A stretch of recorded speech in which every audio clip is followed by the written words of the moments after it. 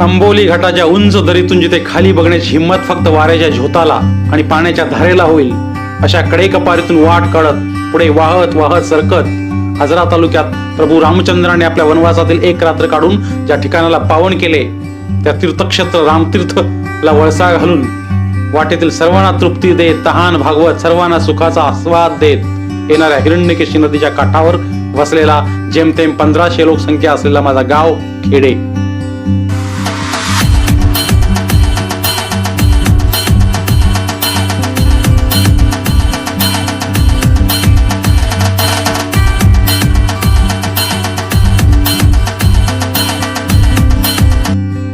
दगड विटा मातीने बनलेली घरे, मध्येच दिमाग दाखवत उभा असणारा एखादा रुबाबदार बंगला, समोर कुठे काटेरी कुंपण तर कुठे मोगरा, अबोली, पारिजात, फुलझाडे आणि बरंच काही. पण काही म्हणा, प्रत्येक दारात असला तुळशी कट्टा म्हणजे घराची खरी शोभा. पण सणासुदीला अंगणात रांगोळी घातली म्हणजे याचा तोरा वेगळाच. गावची शोभा वाढवते ती ग्रामपंचायतीची छोटी पण टापटीप खोली. त्याला लागून असली 1ली ते 7वीची शाळा, शाळेसमोरील मैदान, शाळेतून घडलेले खेळाडू विद्यार्थी, त्याच विद्यार्थ्यांना घडवणारे शिक्षक, यांच्याकडे मायेने समाधाने बघणारी शिक्षणाची देवी सरस्वतीची मूर्ती जीवाला वेगळंच समाधान देऊन जाते. नवशा हनुमान मंदिर, महादेव मंदिर, रवळनाथ मंदिर गावच्या सौंदर्यलतेत अजून भर घालतात.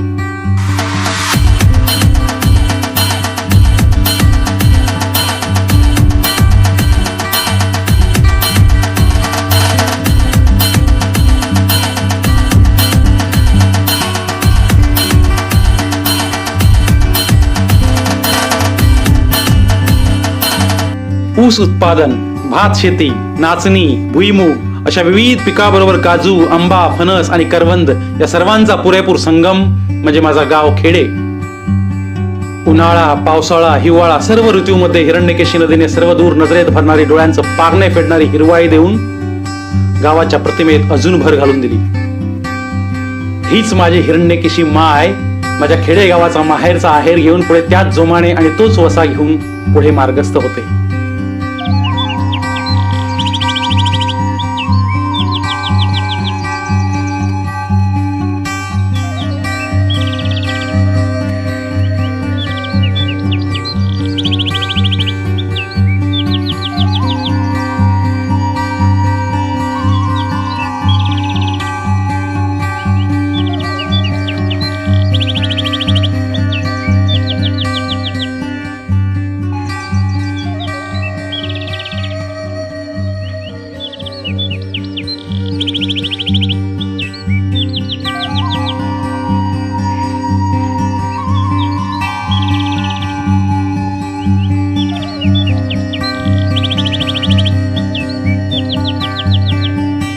सरते शेवटी राहिली ती माझ्या गावची माणसं, माझी माणसं.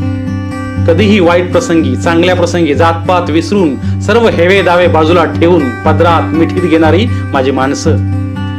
सर्व जातींचे सण गुण्या गोविंदाने साजरी करणारी व त्यातच विश्व समजणारी माझी माणसं. पिण्याच्या पाण्यापासून दूध डेअरी आणि रेशनच्या लाईनीपासून शेती भातीच्या कामापर्यंत सर्वांची तितक्या जबाबदारीने पाठपुरावा करणारी माझी माणसं. काजू फॅक्टरी, सूतगिरणी, त्याचबरोबर सरकारी येणाऱ्या योजनेपासून गावातील तसेच तालुक्यातील लोकांच्या रोजगारासाठी, गावच्या विकासासाठी झटणारी माझ्या खेडेगावची माझी माणसं.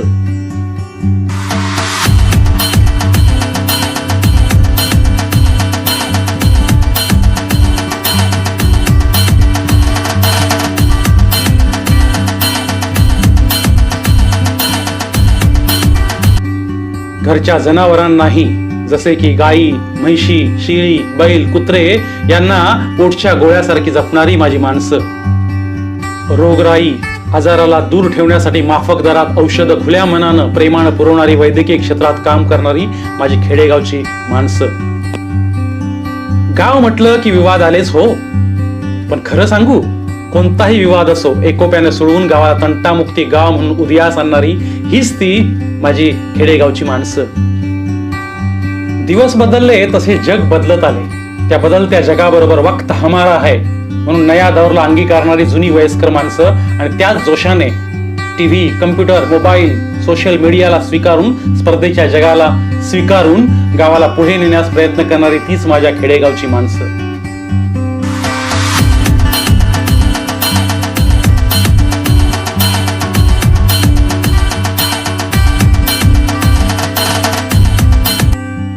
गावच्या विकासासाठी लागणाऱ्या सर्व सुविधा, ग्राम विकास योजना गावात आणण्यासाठी झटणारा जागरूक ग्रामसेवक, तत्पर सरपंच आणि सदस्य, वैद्यकीय आणि औद्योगिक क्षेत्रातील लोक आणि त्याचबरोबर खांद्याला खांदा लावून सर्व जात पात विसरून हिंदू, मुस्लिम, ब्राह्मण, हरिजन, चर्मकार, सुतार, लोहार एकत्र येऊन पुढाकार घेऊन गावाला आदर्श गावाचा शिक्का मिळवून देण्यास सदैव प्रामाणिक प्रयत्न करतात. मित्रांनो, म्हणतात मेल्यावर स्वर्ग दिसतो, पण माझ्या खेडे गावात मी जिवंतपणे स्वर्ग पाहिला आहे.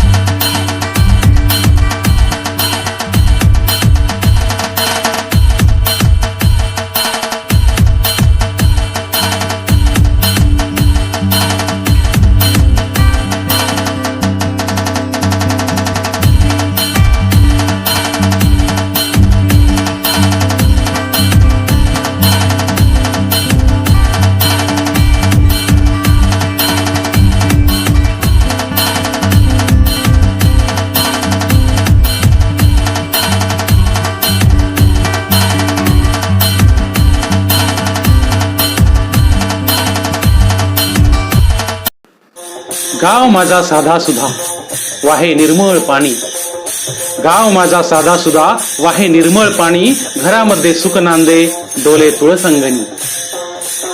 टाळ मृदंगाच्या तालात चाले माऊलीचा जप, टाळ मृदंगाच्या तालात चाले माऊलीचा जप, माणसात देव वसे जिथे देवघरात मायबाप. असा हा माझा भोळा भाबडा गाव, माझा खेडेगाव.